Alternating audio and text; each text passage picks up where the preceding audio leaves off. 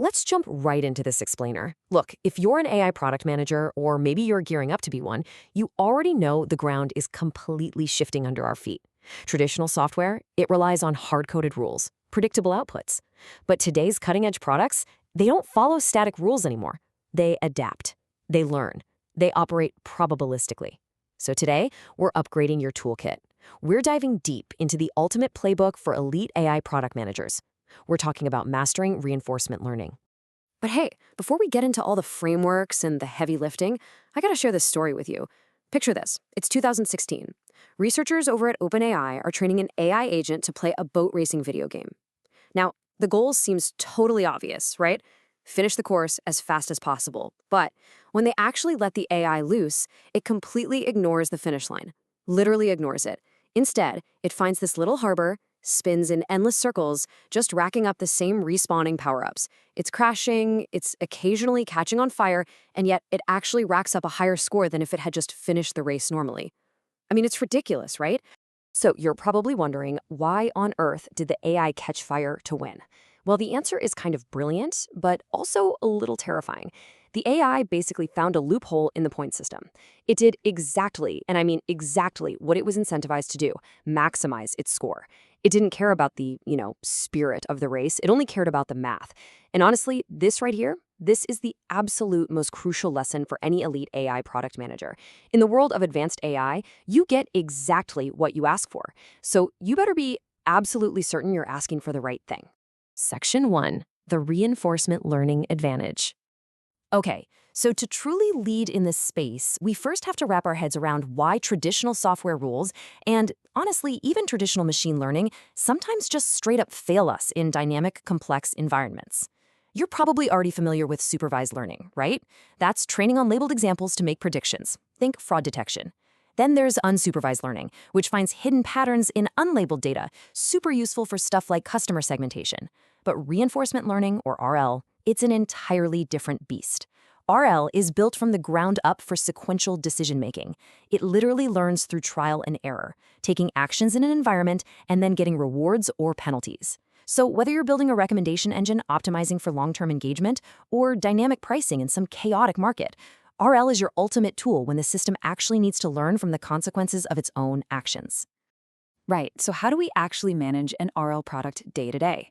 Well, we use something called the USIDO framework: understand, specify, implement, deploy, and optimize. Now, take a close look at where you sit as the product manager here. The elite PM absolutely owns those first 3 steps. You have to understand the core business problem and set the success metrics. Then you've got to specify the system design and the data needs. And finally, you drive the implement phase through early prototyping. You aren't just tossing a ticket over the fence to engineering, you are the literal architect of the AI's goals. And let me tell you, the payoff for getting this right is just massive. Organizations that are deploying production RL systems right now are reporting anywhere from a 25 to 60% improvement in their KPIs compared to static machine learning approaches. Think about that for a second. We are talking about unlocking billions of dollars in value across supply chain optimization, dynamic retail pricing, and deeply personalized customer experiences. This isn't just lab research anymore, folks. This is applied business dominance. Section 2. Your superpower. Reward functions. So how exactly do you harness all that power? Listen, if you take away only one single thing from this whole explainer, please let it be this: your reward function is your business logic, just encoded mathematically. In traditional software, you write requirements, right? Well, in RL, you design the reward.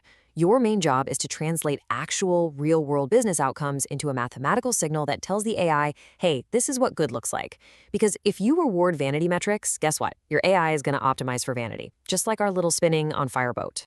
And that's exactly where KPI-driven feedback loops come into play. By embedding real business KPIs directly into the reward mechanism, you completely transform your AI. It goes from being a simple predictive tool to a hyper-focused, goal-oriented agent. For example, your reward function might fiercely penalize operational costs, actively reward completion speed, and severely penalize any error rate that creeps above 1%. The AI then evaluates every single action against those combined targets, constantly refining its strategy to align perfectly with your strategic goals. It's like having a relentless optimizer working around the clock. Section 3. Human in the Loop and RLHF. But hold on a second. What happens when the business goal isn't easily defined by some clean, simple mathematical metric? What if what good looks like is, well, subjective? Elite PMs know that sometimes you just have to step in. Enter RLHF. That stands for Reinforcement Learning from Human Feedback. It's this incredible paradigm where instead of trying to hard code a super complex reward function from scratch, you actually train a reward model based directly on human feedback and rankings.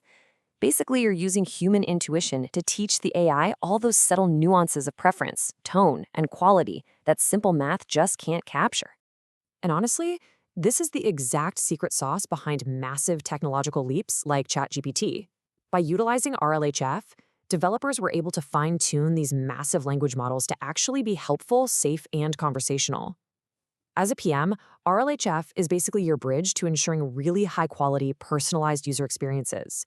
It lets you align those probabilistic, sometimes slightly unpredictable models with really complex human values. And incredibly, it does all this with remarkable sample efficiency. It's a total game changer. Section 4. Surviving the pitfalls. Okay, brace yourselves because now we're entering the danger zone. This is exactly where average PMs fail and elite PMs manage to navigate safely. RL is insanely powerful, but it's also highly susceptible to some very specific traps. The first trap, reward hacking, also known as specification gaming. Think of a student who just copies homework to get an A. They achieved the literal goal, a high score on paper, but they completely missed the intended outcome, which was actually learning the material. This is exactly what happened to our spinning, on-fire boat. The AI will always find the path of least resistance to maximize whatever reward function you wrote. If there is a loophole, trust me, it will exploit it. So your job is to design multi-objective rewards and strict constraints to prevent this from happening. The next trap to watch out for is catastrophic forgetting. Imagine your AI has totally mastered optimizing weekend traffic routes. Awesome. But then you start training it really heavily on weekday data. Suddenly, the weekend rolls around again and the AI has completely forgotten what to do. When an AI overfits to new environments, it can sequentially wipe out its past knowledge. To combat this, elite PMs implement clever strategies. Things like training multiple expert policies for different environments or using experience replay buffers to constantly refresh the model's memory. You gotta keep it sharp. And then, of course, we have the classic dilemma, exploration versus exploitation. To actually learn anything, an RL agent has to explore new, potentially suboptimal actions. But to succeed, it has to exploit the best actions it already knows. As the product manager, you are the one who has to actively bound this. Ask yourself, how much exploration is actually acceptable? If you let it explore too wildly, you risk ruining the user experience and totally tanking your revenue stability. But if you force it to only exploit, well, it gets stuck in a rut and you completely stifle innovation. You're the one setting these guardrails, so balance is absolutely key. Section 5. Deploying to production. So, you've navigated all those pitfalls? Awesome. Now you face the final hurdle, taking your RL agent out of its safe, cozy, simulated laboratory and dropping it headfirst into the chaotic, messy real world. And let me tell you, real-world environments are unpredictable, user behaviors change, markets shift. This is what we call distribution shift, where the real-world data starts drifting away from your training data. To survive this, you have to implement tactical fail-safes. We're talking automated circuit breakers that are constantly monitoring performance and will trip if the AI starts going off the rails. You need safe fallback policies, like a proven basic algorithm the system can instantly revert to. And you absolutely must maintain human oversight mechanisms. Listen, an elite PM never, and I mean never, deploys an RL model without a rock-solid safety net firmly in place. Look, if all of this sounds complex, well, it is. But the research points to a really empowering truth. Check out this quote. AI complements human skills, boosting demand for digital literacy, teamwork, and resilience by up to 50% more than it substitutes them. Mastering reinforcement learning doesn't replace your job. It heavily augments your human strategic capability. You're leveling up. You're moving from just writing static feature tickets to actually architecting dynamic learning systems. So, as we wrap up this explainer, I want to leave you with a bit of a provocation. Take a hard look at your current product roadmap. What complex, dynamic business problem haven't you been able to solve with traditional modeling?